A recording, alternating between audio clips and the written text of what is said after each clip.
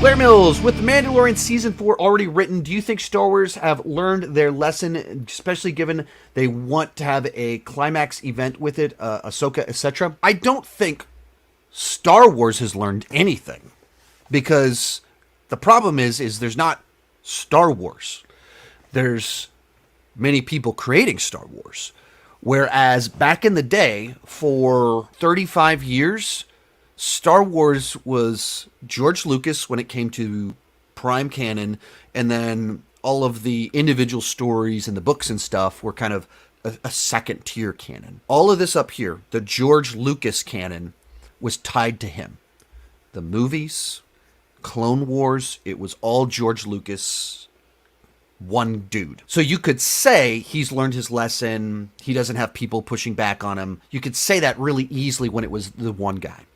The problem is, in the Disney era of Star Wars, there's not that. It's Kathleen Kennedy hiring a bunch of people to do a bunch of different things. Some of it works and some of it doesn't.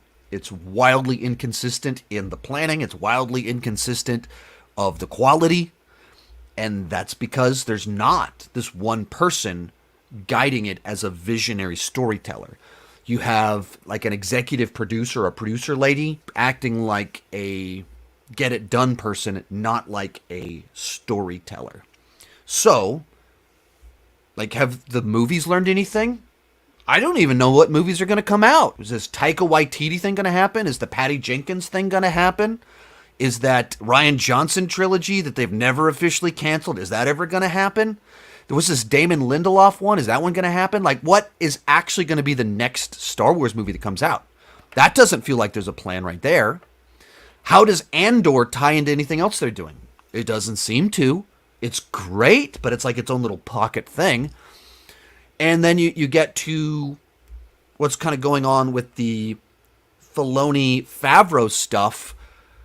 Book of Boba Fett was not good. So I don't want to get ahead of myself and say, like, yeah, they've learned their lesson and they're writing everything with a big grand vision. They're building to this big team-up event that's going to be great. The end of Book of Boba Fett had a big team up, and it was not great. And all along the way, they've kind of said, they've seemed like they've been way ahead on the writing of this Favreau-Filoni-verse. Once again, Book of Boba Fett wasn't good. It was not great. It felt very, very much like underwritten, underdeveloped.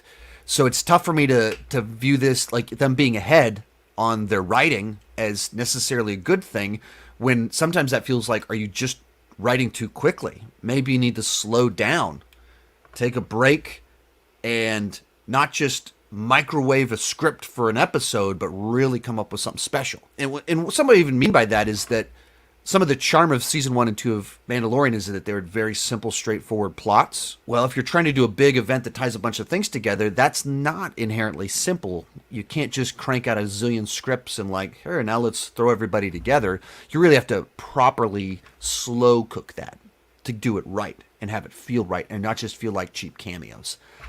And Mandalorian season 2, much as I love it, can feel like cheap cameos. So I don't take them having season 4 already written as fully a great thing. I have concerns kind of hearing that. Most of these clips are pulled from my weekly Patreon live stream. Join at any level and you can join the chat and ask all the questions you want. That's for as little as $2 per month. For $5 per month, you can get your name on my end card. For $25 per month, you can have a monthly video chat with me. Link is in the description for more details, and keep talking movies and TV